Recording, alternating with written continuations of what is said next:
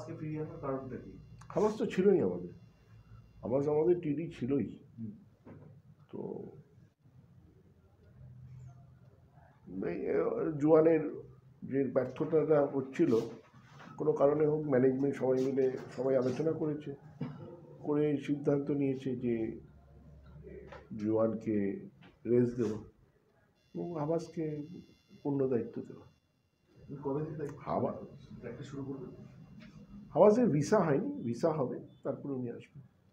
এবার মানে এই যে যেহেতু জানুয়ারি ট্রান্সফার উইন্ডোটা হচ্ছে, এবার মানে জোয়ান তো যা হাবাস ঠিক করবে তাই হবে। হাবাসের কথা মতো যদি উনি কোনো পরিবর্তন চান, মানে কোন প্লেয়ারের রিপ্লেসমেন্ট উনি চাইছেন, all decision will be taken by Habas. এবং তার বিনিময়ে মানে তার রিপ্লেসমেন্টে কোন প্লেয়ার চাইছেন সেটাও হাবাসই ঠিক করবে।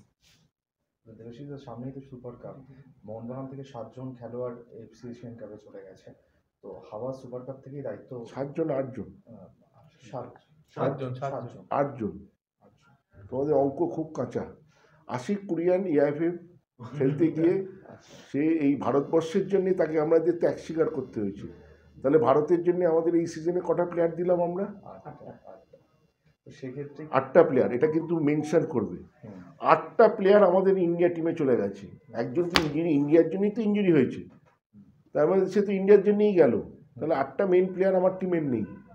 আর ইন্ডিয়া টিমের প্লেয়ার 8টা টিমের যদি প্লেয়ার চলে যায়, সেই টিমের কি অবস্থা এটা তো যে কোনো বাচ্চা ছেলেও বলে দিতে পারবে। হাবাসের জন্য কি মানে এটা একটু ডিফিকাল্ট হতে পারে, যেহেতু এত প্লেয়ার নেই সুপার। আগে হাবাস ভিসা পাক, তারপরে কবে আসবে না আসবে, ইন দ্য মিন টাইম আমাদের মধ্যে আলোচনা চলছে।